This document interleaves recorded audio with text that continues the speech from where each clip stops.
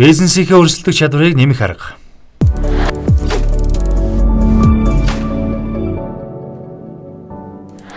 Бизнес эрхлэгч та дараах үгнүүдтэй хэр танил вэ? Энэ найдвартай юу? Энэ баталгаатай юу? Энэ хэр чанартай болоо? Эдний хэрийн болоо? Энэ хоёрын аль нь дээр бол? Таныг танил үгүй байна гэж хэлнэ гэдэгт итгэлтэй байна. Хэрэглэгчид маш олон төрлийн сонголт бий. Хэд танаас бүтээгдэхүүн үйлчлэгийг тань авах уу? Эсвэл өөр өрсөлдөгчөөс тань авах уу? Зарчмын хувьд ялгаа багч гэсэн арай илүү чанартайг нь, арай илүү баталгаатайг нь, арай илүү найдвартайг нь дэнсэлж үзэж шийдвэр гаргахыг хичээсэндээ дээрх асуултыг асуудаг үлээ. Та бид өөрсдөө ч гэсэн ямар нэгэн газраас бараа үйлчлэгээ авахдаа үүнээс илүү чанар найдвартай аюулгүй байдлыг чухалчилдаг үлээ.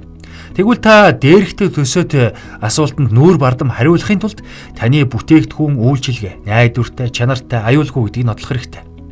Эсвэл та нотолчихсон байвал нүүр бардам хариулнаа да.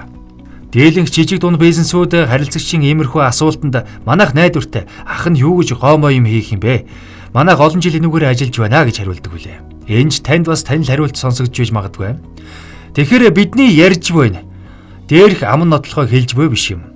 Та өөрийнхөө бүтээгдэхүүн үйлчилгээг аль биесны хөндлөнгийн байгууллагаар чанартай, найдвартай, аюулгүй гэдгийг нь баталгаажуулаад аваарай гэж зөвлөж буй юм. Хэрв та энийг хийж чадвал танаа бүтээгдэхүүн үйлчилгээг ийм стандартыг хангасан байна. Найдвартай итгэж болно гэсэн гэрчилгээ олгоно. Та гэрчилгээг нь дагалдаж ирэх чанарын тэмдгийг бүтээгдэхүүн үйлчилгээнийхээ сав баглаа бодолд гаргачихна. Энэ юу гэсэн үг вэ гэхээр хэрэглэгч танаас чанартай юу гэж асуухгүйгээр уг чанарын тэмдгийг нь хараад шууд танд итгэнэ гэсэн үг.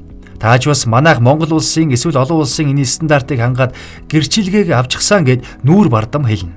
Тэгэхээр та энэхүү онлайн сургалтаар бизнесийнхээ өрсөлдөх чадварыг нэмэхэд тулд бүтээгдэхүүний баталгаажуулалт хийхин ач холбогдол, түүний онцлог, хэрхэн яаж баталгаажуулалт хийдэг вэ гэх зэрэг асуудлаар практик ойлголтыг авах болно. Дараагийн сэдэв тавтан морилно.